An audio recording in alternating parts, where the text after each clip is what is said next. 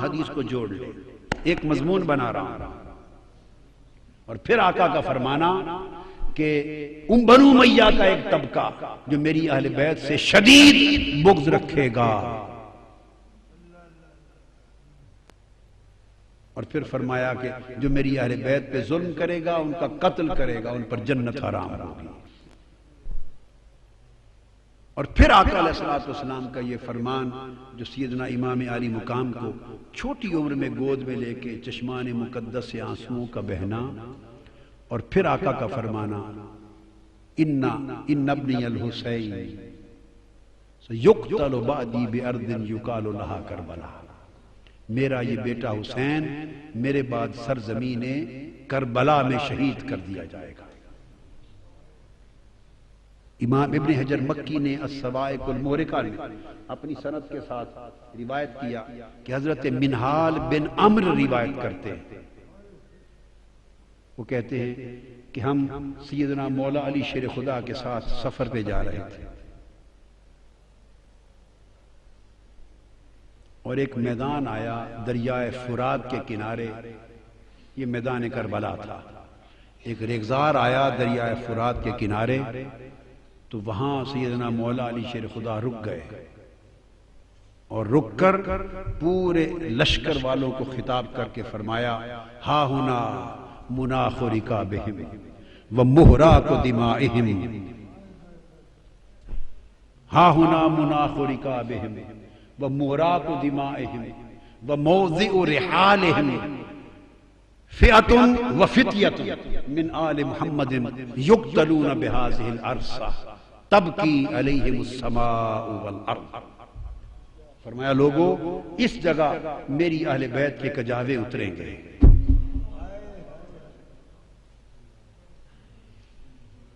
اس جگہ میری اہل بیت کے کجاوے اتریں گے، موضع رحال، اس جگہ میری اہل بیت کے خیمے جلائے جائیں گے، اس جگہ میری اہل بیت کا خون بہایا جائے گا۔ میرے حسین کا اور ان کے اصحاب کا اور آل محمد کی پوری جماعت، پورا خانوادہ، پورا گلشن اہل بیت رسول اس جگہ یقتلون بہذا العرصہ، اس جگہ قتل کر دیا جائے گا، اور جب ان کا قتل ہوگا تب کی علیہم السماء والارض، وہ تو آنسو بہانے والے تو شہید کر دیے جائیں گے، قیدی بنا لیے جائیں گے، ان پر آسمان اور زمین آنسو بہائیں۔ اور پھر کہ جب آقا علیہ السلام نے ساری نشاندہی کر، اور ایک روایت میں فرمایا کہ جس سرزمین پہ میرا حسین شہید ہوگا بِأَرْضِ طُفٍ وَكَرْبٍ وَبَلَا، وہ کرب اور بلا کی سرزمین ہوگی۔ ایک جگہ فرمایا فرات کے کنارے پر میرا حسین شہید کر دیا جائے، کہ جب آقا علیہ السلام نے فرمایا ام سلمہ سے، حضرت ام فضل سے مر گئی، کہ جب مٹی عطا کی تو فرمایا اس کو سنبھال کے رکھ لے ام سلمہ، فَعْلَمِي اِذَا تَحَوَّلَتْ هَذِهِ التُّرْبَةُ دَمًا فَعْلَمِي أَنَّ ابْنِي قَدْ قُتِلَ، ام سلمہ اس مٹی کو سنبھال کے رکھ لے، جب یہ مٹی خون میں بدل جائے تو سمجھنا میرا حسین شہید ہو گیا۔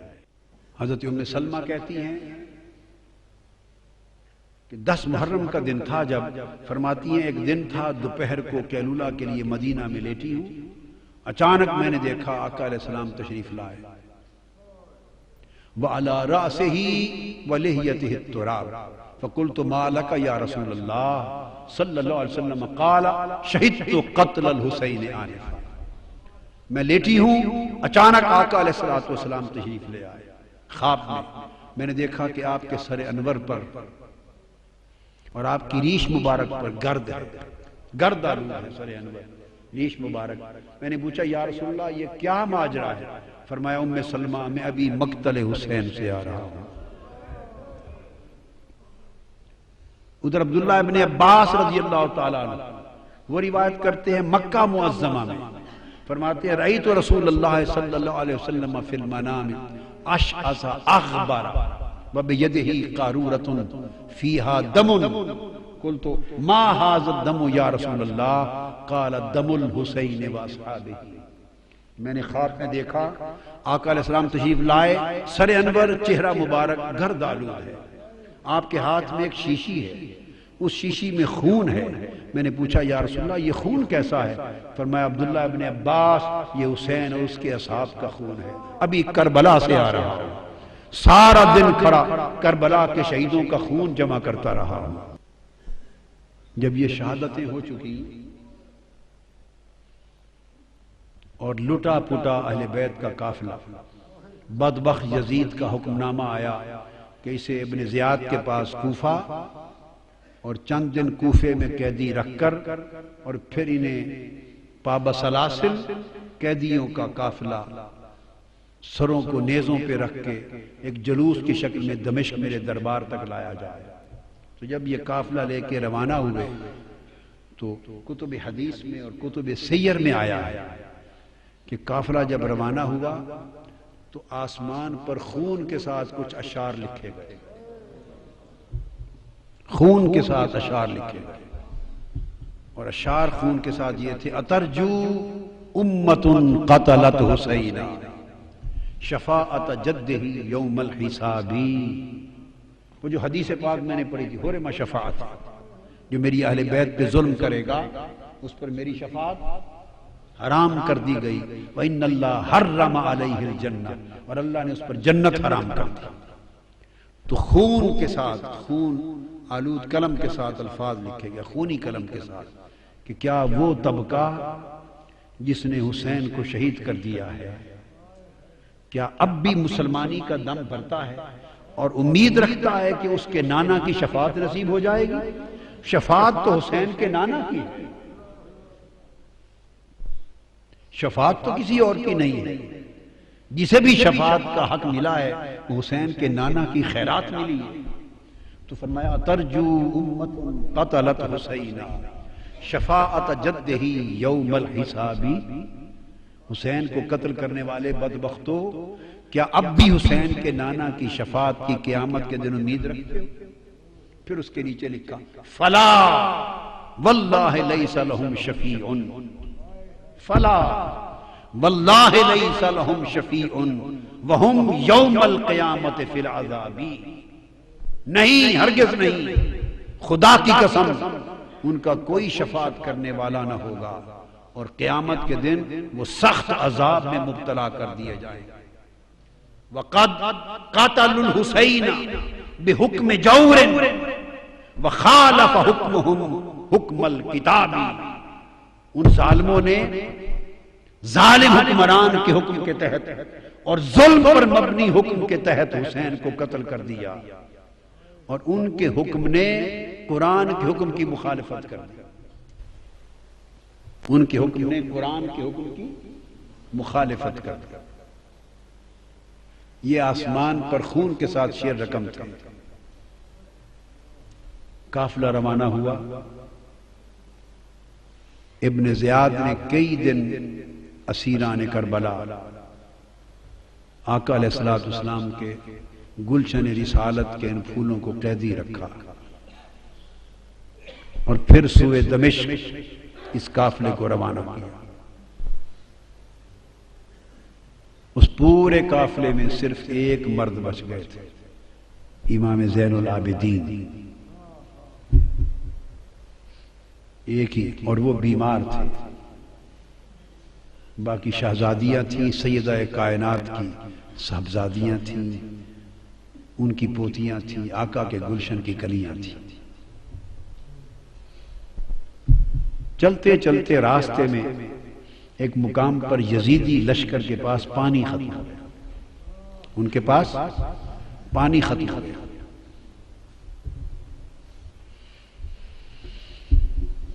انہوں نے قافلہ روک دیا اور کہا کہ پانی لے لیں۔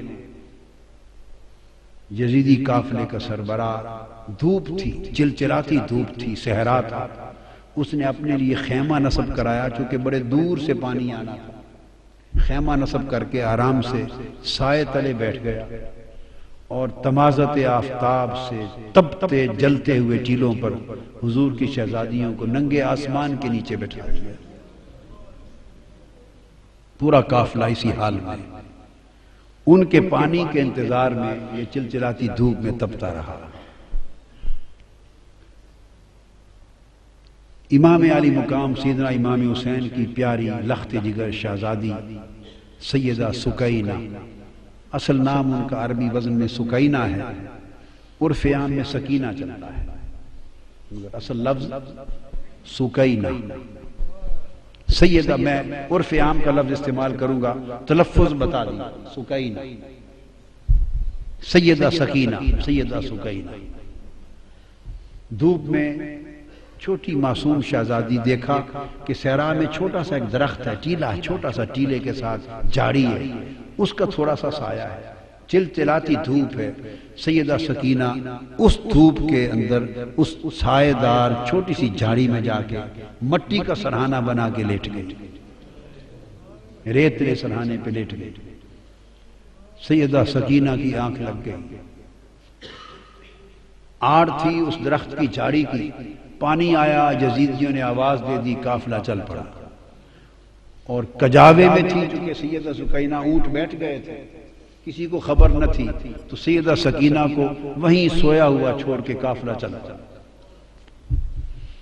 قافلہ تھوڑی دیر آگے گیا تو آگے جس شخص کے ہاتھ میں نیزہ تھا، امام علی مقام کا سر انور جس پر تھا، وہ اس کے ہاتھ سے چھوٹ کر زمین میں گڑ گیا۔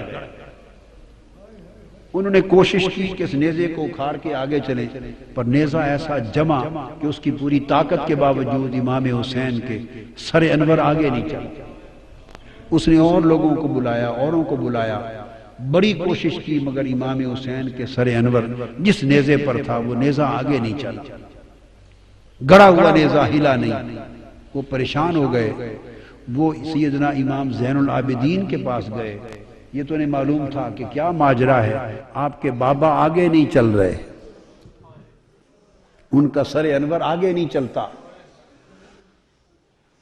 ان کی آنکھیں آپ دیدہ ہو گئی۔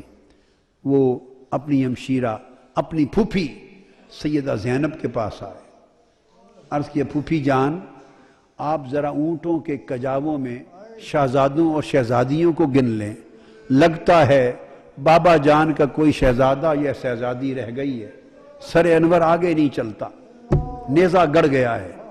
سیدہ زینب نے ایک ایک کا نام لے کر پوچھا، تسلی کی کہ سارے شہزادے شہزادیاں کجاووں میں تو ہیں۔ جب سیدہ سکینہ کا نام لیا تو جواب نہیں آیا، بار بار سکینہ سکینہ سکینہ کہا تو جواب نہیں آیا۔ جب جواب نہیں آیا تو وہ تڑپ اٹھی، اپنے کجاوے سے نیچے آ گئی اور کہنے لگی کہ حسین کی سکینہ رہ گئی ہے کہیں۔ شاید جہاں کجاوے قافلہ رکا تھا، اب رات کا وقت ہو گیا تھا، رات کے اندھیرے میں دوڑتی دوڑتی، شام کا وقت تھا، اندھیرا تھا، سایہ تھا، دوڑتی پیچھے پہنچی، اور آگے جو پہنچی تو اندھیرے میں دیکھا کہ کوئی نقاب پوش خاتون ہے اور سیدہ سکینہ کو گود میں لے کے بیٹھی ہے اور ان کو چومتی ہیں، اور سیدہ سکینہ اس نقاب پوش عورت کی گود میں میٹھی میٹھی زبان میں کربلا کی کہانی سنا رہی ہے، جیسے بچے کہانی سنتے ہیں اور سناتے ہیں۔ وہ واقعات سنا رہی ہیں کہ ہمارے ساتھ ایسا ہوا، پھر یہ ہوا، پھر بابا کے ساتھ یہ ہوا، پھر بھائی کے ساتھ یہ ہوا۔ وہ کربلا کی کہانی سنا رہی ہیں، اور وہ نقاب پوش خاتون سنتی بھی ہیں، چومتی بھی ہیں، روتی بھی ہیں۔ اتنے میں سیدہ زینب قریب پہنچی اور کھڑے ہو کے آواز دیتی ہیں کہ نقاب پوش خاتون، اللہ آپ کا بھلا کرے، آپ نے ہماری بیٹی کو سنبھال لیا، ہم پہ بڑا احسان کیا ہے، اس بیٹی کو گود میں لے کر اللہ آپ کو اجر دے، بتائیں تو صحیح کہ آپ ہیں کون احسان کرنے والی۔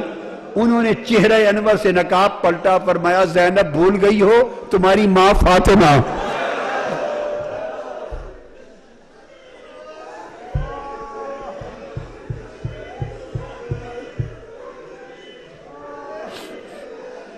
فاطمہ حسین کی لخت جگر، حسین کے سینے پہ سونے والی سکینہ تنہا رہ گئی تھی، قافلہ چل پڑا تھا، تو میں اس کو تنہا رہ کر قبر میں نہیں رہ سکی، میں نے چاہا کہ میں جا کے سکینہ کو سنبھال لوں۔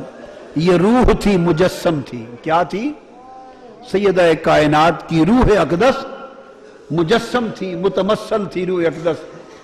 تنہائی میں سکینہ کو سنبھالا دیا، ان کو ساتھ لیا۔ وہ تو چونکہ روحانی طور پہ ایک آمد تھی، رخصت ہو گئیں، نگاہ سے اوجھل ہو گئیں۔ سیدہ سکینہ کو لے کے، سیدہ سکینہ کو لے کے کجاوے میں رکھا، چل پڑی۔ اور اس طرح وہ حلب کے راستے سے ہوتے ہوئے، پھر حمص سے اور حما کے راستے سے ہوتے ہوئے جس شہر سے گزرتے تھے، بدبختوں نے وہاں استقبال کی تیاریاں کر رکھی تھی، شادیانے بجتے تھے، وہاں باجے بجتے تھے، شہر سجائے گئے تھے، اور یزید کی فتح کے جشن منائے جا رہے تھے۔ اور فتح یزید کی جشن کے سماں میں حضور کی شہزادیوں کو قیدی بنا کر قافلہ گزرتا تھا، ان کے سر انور نیچے تھے، سر قافلوں پر تھے، نیزوں پر، اور اس طرح ایسے ماحول سے گزرتے دمشق میں آ پہنچے۔ دمشق میں پہنچے تو پورا سارا شہر دمشق یزید کی فتح کا حکم تھا تو جشن میں مصروف تھا، اور بہت سوں کو یہ پتہ نہیں تھا کہ یہ جو قیدی بن کے آئے ہیں یہ ہیں کون، جو سر نیزوں پر سوار ہیں، عوام کو نہیں پتا تھا۔ ان کو یہ بتایا گیا تھا کہ یزید کی حکومت کے خلاف کچھ باغی تھے، انہوں نے بغاوت کر دی تھی، تو باغیوں کو کچل دیا گیا ہے، بغاوت ختم کر دی گئی ہے، تو باغیوں کے سر ہیں اور ان کے خاندان وہ لونڈیاں کنیزیں بنا کے لائی جا رہی ہیں۔ لوگوں کا خیال تھا کہ باغی ہیں جو مارے گئے، کسی کو خبر نہ تھی کہ باغی نہیں، ساری کائنات کے مالک ہیں، اس امت کو دین اور ایمان عطا کرنے والے ہیں، اور قیامت کے دن گنہگاروں کی شفاعت کرنے والے مالک ہیں دنیا اور عقبہ کے۔ عوام کو خبر نہ تھی، بھیڑ تھی ایک بازار میں، بھیڑ تھی، قافلہ آ کے ایک بازار کے چوک میں رک گیا، پریشان حال تھی۔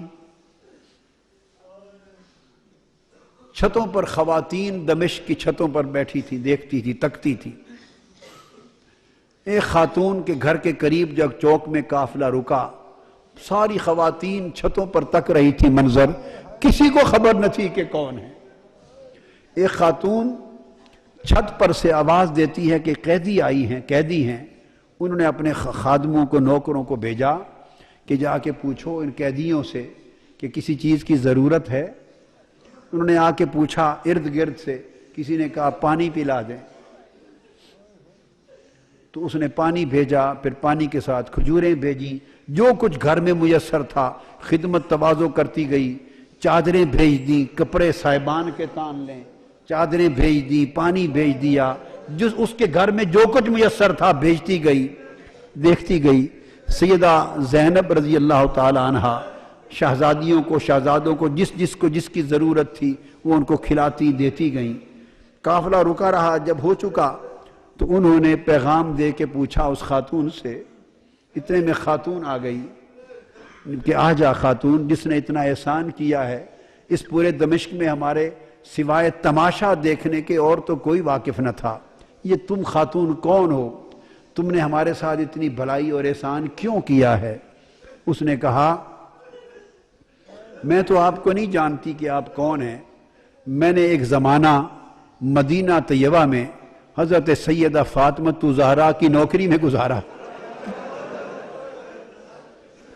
میری نوجوانی تھی، میں سیدہ فاطمہ الزہرا بنت مصطفیٰ کی نوکرانی تھی، نوجوانی میں ان کی نوکرانی تھی، اور جب میں مدینہ سے رخصت ہونے لگی، پرانی بات ہے، اپنی کہانی سنا رہی ہے سیدہ زینب کو، جب میں رخصت ہونے لگی تو میں نے آپ سے دعائیں لی تھی اور عرض کیا تھا سیدہ کائنات کی کوئی نصیحت کر دیں، تو مجھے سیدہ کائنات نے فرمایا تھا اچھا جا رہی ہو دمشق میں سلامت رہنا، ایک ہی نصیحت ہے، کبھی قیدی ملے تو ان سے بھلائی کر دینا۔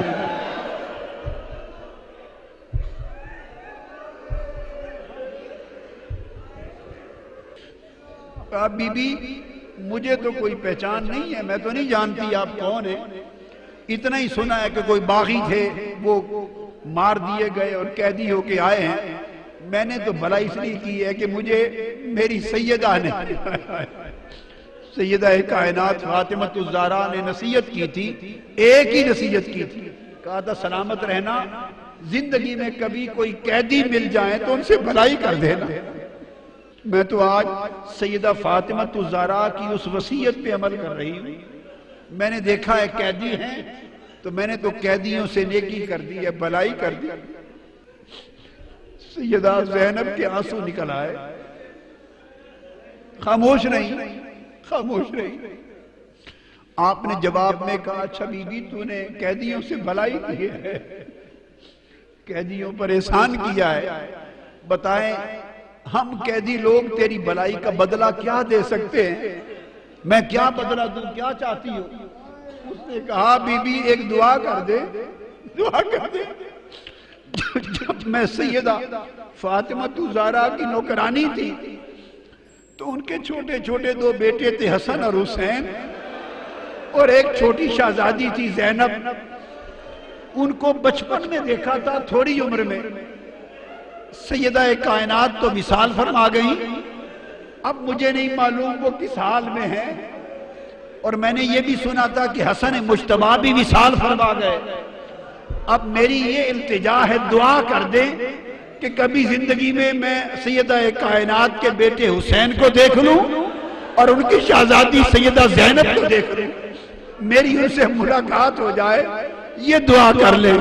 تو سیدہ زینب فرماتی ہیں بی بی تیری دعا قبول ہو گئی، یہ نیزے پر حسین ہے اور یہ قیدی زینب۔ اس حال میں دمشق میں داخل ہوئے اور حضور علیہ السلام کے ایک صحابی ہیں حضرت سہل بن سعد ساعدی، حضرت سہل بن سعد ساعدی رضی اللہ تعالیٰ عنہ، حضرت سہل وہ صحابی ہیں، بخاری اور مسلم میں بہت ساری احادیث ان سے مروی ہیں۔ حضرت سہل بن سعد روایت کرتے ہیں، بیان کرتے ہیں میں کسی کام سے بیت المقدس جا رہا تھا، بیت المقدس، تو میں دمشق پہنچا تو حضرت سہل بن سعد کہتے ہیں کہ جب دمشق آیا تو وہاں عید کا سما تھا، ہر طرف شامیانے تھے، شادیانے تھے، عید کی خوشیاں تھیں اور جلوس تھے، جھنڈیاں تھیں، عجیب سما تھا۔ میں نے لوگوں سے پوچھا کہ شام کے لوگوں لگتا ہے کہ تمہاری کوئی علاقائی عید ہے، آج علاقائی عید ہے، سارے شہر کو تم نے دلہن کی طرح سجا رکھا ہے، کیا کوئی لوکل عید ہے جو اپنی روایت میں ثقافت میں منا رہے ہو؟ انہوں نے کہا تم کون ہو؟ لگتا ہے کہ شام کے رہنے والے نہیں ہو۔ انہوں نے کہا نہیں، میں تو مدینہ سے آیا ہوں۔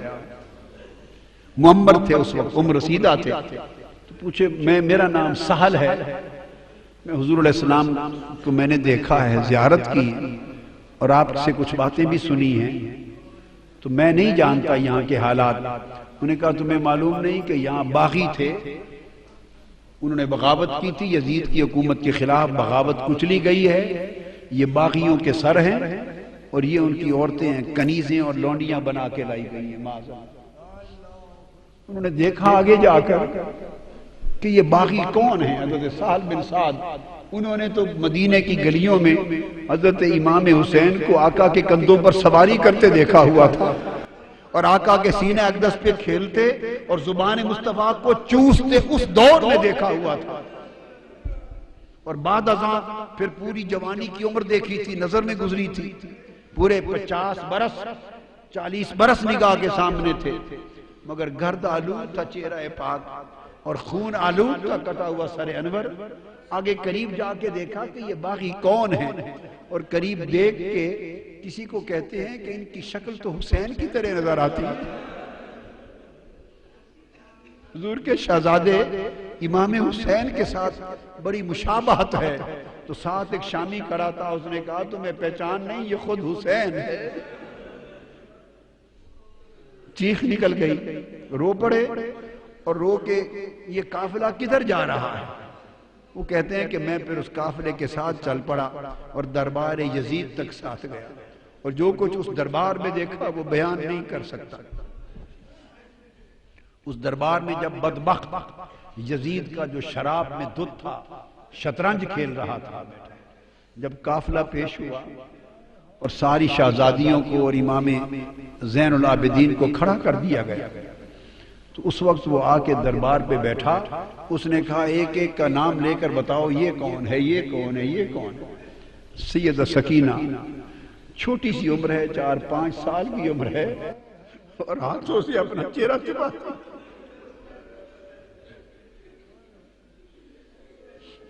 چہرہ چھپاتی۔ وہ بدبخت یزید پوچھتا ہے یہ بچی کون ہے جو چہرہ چھپاتی ہے ہاتھوں سے؟ کسی نے جواب دیا یہ سیدہ سکینہ ہے، حسین کے سینے پر لیٹنے والی شہزادی ہے۔ تو اس بدبخت نے پوچھا اس سے یہ خود کیوں نہیں بولتی، بتاؤ کون ہو؟ وہ سیدہ زینب اپنی پھوپھی کی طرف لپٹ گئی۔ پھر پوچھا یزید نے یہ بولتی کیوں نہیں، کون ہے؟ وہ پھر سیدہ زینب کے ساتھ لپٹ گئی۔ پھر پوچھا کیوں نہیں بولتی؟ سیدنا امام زین العابدین بولے بدبخت اس کے گلے کا رسہ، اس کا گھیرا بہت تنگ ہے، رسی کا گھیرا بہت تنگ ہے، اس سے بولا نہیں جا رہا، اس رسی کے گھیرے کو ذرا کوئی کھولے تو یہ بات کرے۔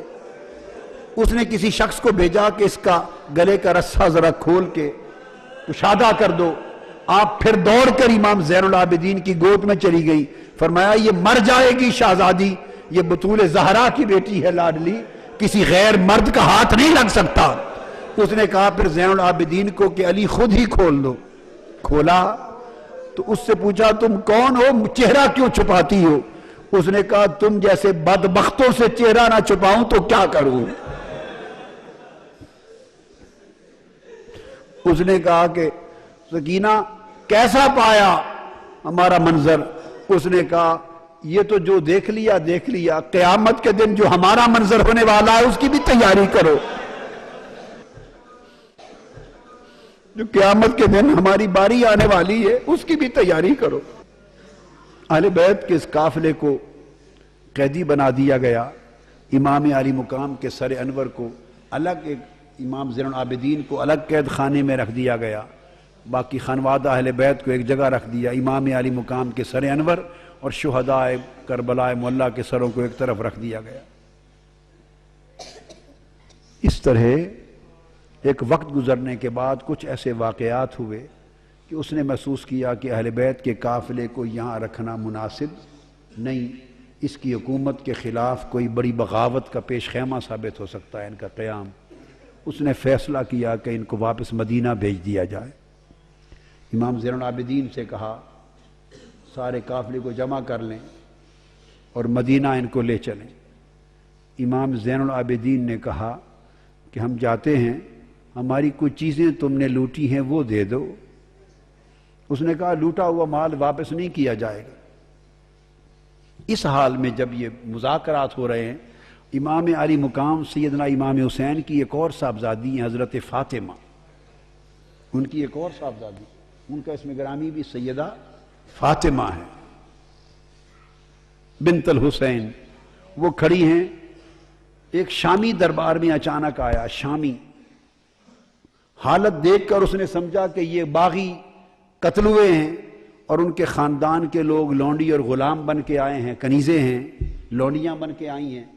اس ایک شامی نے اسی مغالطے میں یزید سے کہا فاطمہ بنت الحسین کی طرف اشارہ کر کے کہ یہ جو کنیزیں آئی ہیں ان میں سے یہ لونڈی باندھی کنیز مجھے دے دو۔ سیدہ فاطمہ بنت الحسین چیخ کے اپنی پھوپھوں کے ساتھ دامن سے لپٹ گئی، کہنے لگی پھوپھی جان کیا اب ہمیں کنیزیں نہیں بنایا جائے گا؟ فرمایا بیٹے گھبرا نہیں، یہ جرت نہیں کر سکتے۔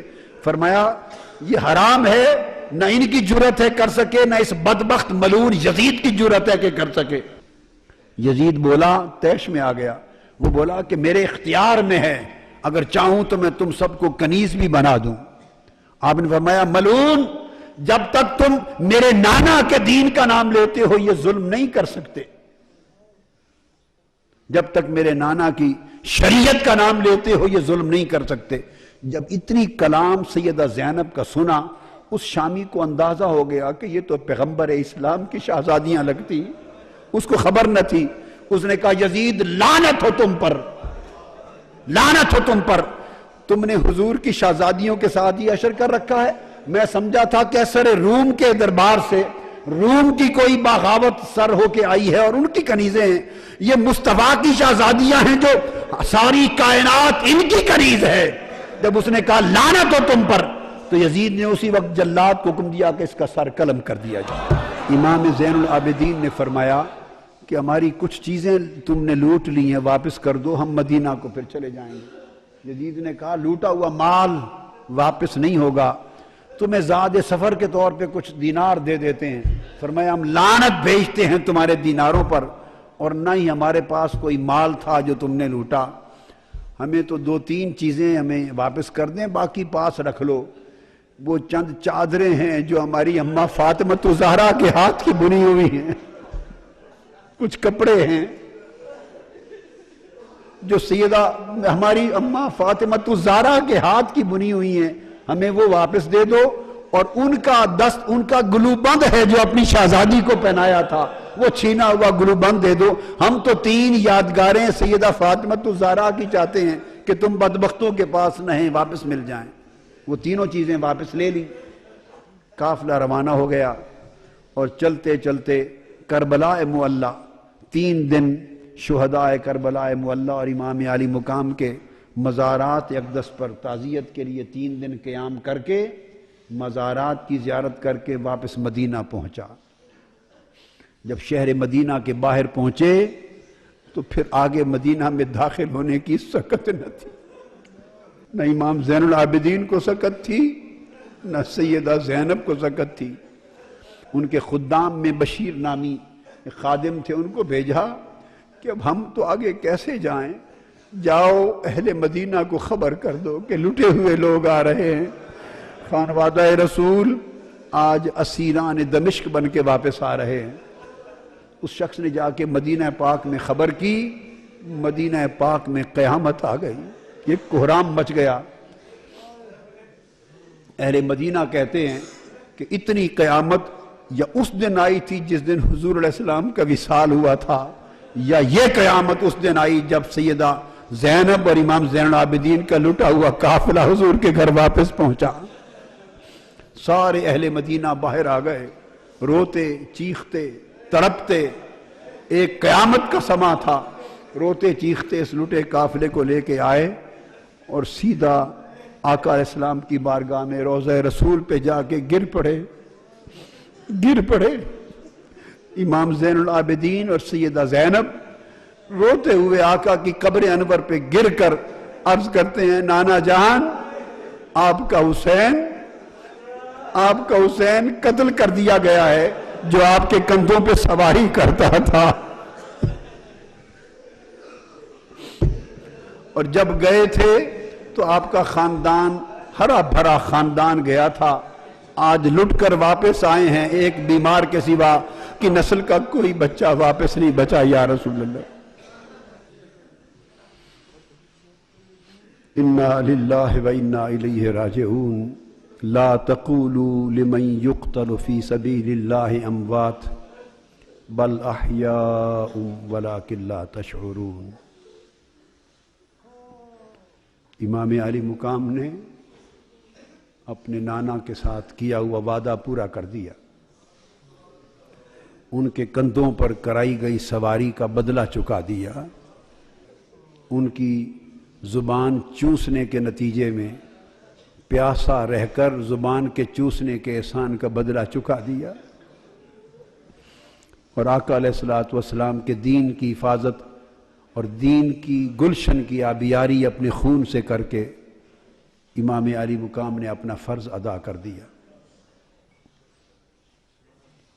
آقا علیہ الصلوۃ والسلام کے پاس یہ قافلہ مدینہ طیبہ میں واپس آیا، اور پھر امام زین العابدین پوری عمر تنہا ایک جگہ رہتے، عبادت کرتے اور روتے رہتے۔ اتنی کثرت سے روتے تو کسی نے پوچھا کہ آپ اتنا کیوں روتے ہیں؟ وہ فرماتے تھے کہ حضرت یعقوب علیہ السلام کا ایک یوسف گم ہوا تھا. ہائے ہائے، حضرت یعقوب کا ایک یوسف گم ہوا تھا، وہ رو رو کے نابینا ہو گئے تھے، ان کی بینائی چلی. وَابْيَضَّتْ عَيْنَاهُ، ان کے غم میں ان کی بینائی چل بسی تھی.